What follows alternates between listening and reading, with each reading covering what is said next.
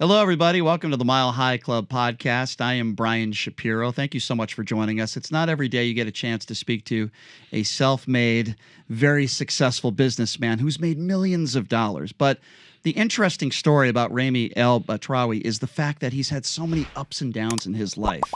And what he's experienced in his life, he's put in this very special book, Can You Really Think and Grow Rich? And this book is so inspirational. But what's even more incredible is that this book was inspired by another book that this man read when he was only 12 years old. Let's talk about that. Ramy, thank you so much for being here. How are you? Thank you. Yeah, real good. Real good. How are you? Doing good. So, Ramy, let's rewind a little bit and let's go back to a day when you were 12 years old. You found a book.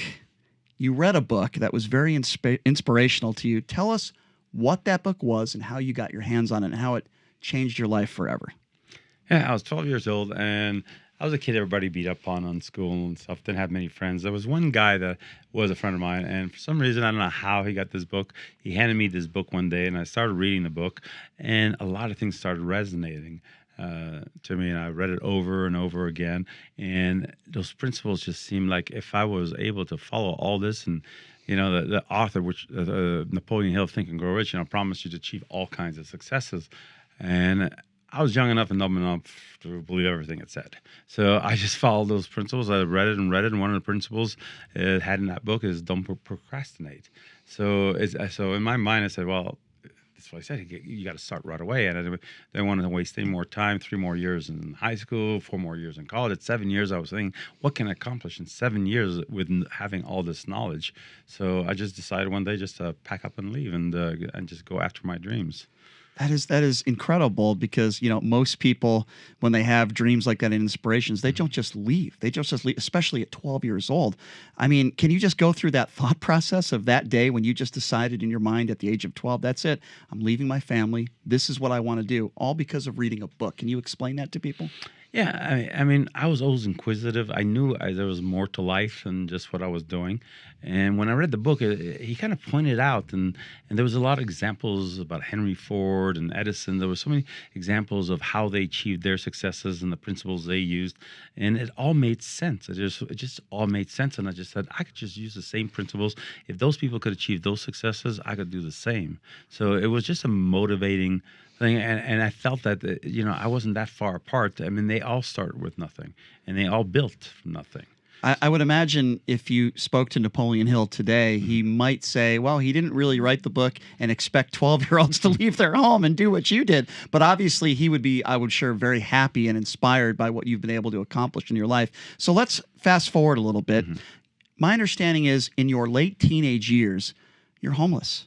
Since you were 12, you're living in a car at one point, correct? Can you talk a little bit about that? Yeah. So when I left home, I was in Montreal at the time, and I just hitchhiked to Florida. I mean, I didn't know where I was going, but with no money. No money. I just had the book. That's all I needed. I ended up in Tampa, Florida, and I was homeless, and I was sleeping under underpasses and just walked around. I used to take cleaned up in the gas station bathrooms, and I was that way for about 5 years. But I started talking to everybody. I was never depressed or anything. I was just trying to find what was the thing I needed to do, what was the business I needed to start building the fortune I wanted to build. And by the time I was 15, I was tired of sleeping in the streets a little bit. And I got one of the only few jobs I've had, which has all happened before I was 17. I became a short order cook for about 2 weeks to be able to make $300 to buy this 68 Cadillac that I slept in for the next 2 years. So that was my home for about 2 years. And then I finally came across an idea, and one of the principles one of my own keys that I put in the book is the way you really achieve success is you find the need and fill it. So I was just always looking for needs that are out there that I needed to fill, and I knew I could get wealthy that way. And I walked into their stores, which is like a Walmart, but the chain doesn't exist anymore. And I saw this guy selling glass swans in front of the door, and he had so many people buying the swans, and there's so much traffic.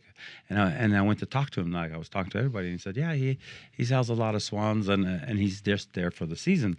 So in my mind, automatically I was thinking, oh, what can I do that's good all year round that I could find? So I just went around, talked to a lot of the employees, and a few people said asked if they made keys, and they didn't. front. So I was thinking, oh, that's a business. I could start cutting keys and be right there on the front and sell a lot of keys. So I went about and got together about $50, bought a used key machine, got a desk from a junkyard. I saw a register at a restaurant that used that, and I went to the guy who had the key blanks, who sold them, and I told him, if you show me how to cut keys, I'll buy all the key blanks from you, and he did. So I set up my first store after talking to the manager into giving me that spot. It took, again, a lot of no's, and I got the spot for 20% of what I made. And the first week I made like $600, and I ended up within a year building over 200 of them across the country and made the first $1 million by the age of 17.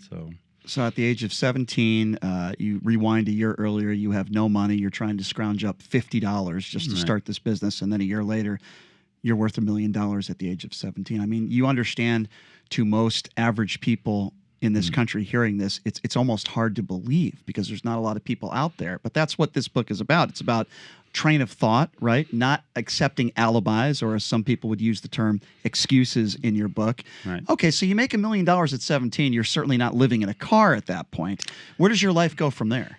You see, again, I'm still learning. That's the kind of great thing about these principles. You come back again.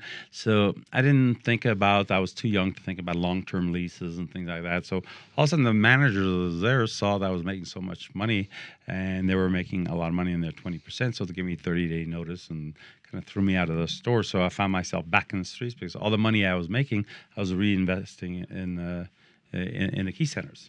So I actually went broke again one more time. By the time I was by 18, 19 years old, I was broke again. Oh my God, that is unbelievable. Okay, so what do you do at that point when you're on your own again at 18, 19 years old? Then again, part of the book, I still had the same goal. I just started talking to people. I wanted to find the next opportunity, and next opportunity came by from just walking around again and finding and different people to talk to. And I was in this body shop. I was walking by, and I saw this guy bringing a few cars in. I was talking to him, and he said, yeah, he bought cars from one auction, fixed them up, and sold them in another auction. So I said, I could do that. So I said, well, I need to find first some money to buy the cars.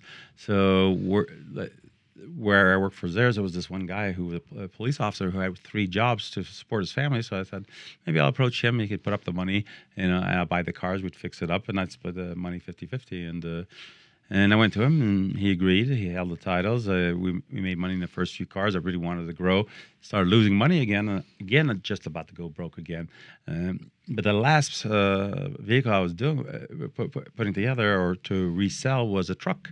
And when I had that truck, didn't go through the auction and didn't sell, but I saw somebody looking at it, so I talked to him, and he said, yeah, he's just interested in vans, and van shells were what he needed, and there was a big shortage of van shells, and custom vans were a really big thing. I mean, it's all in the book. But I ended up getting into the van business and doing it wholesale at the beginning, finding shells, selling the custom vans to dealerships. And then I saw dealerships were making a lot of money, a lot more than I was, $600 a van. They were making $6,000 a van. So I figured, again, who would benefit from me winning? And there's another principle I put in there. You always got to think of who benefits from you winning.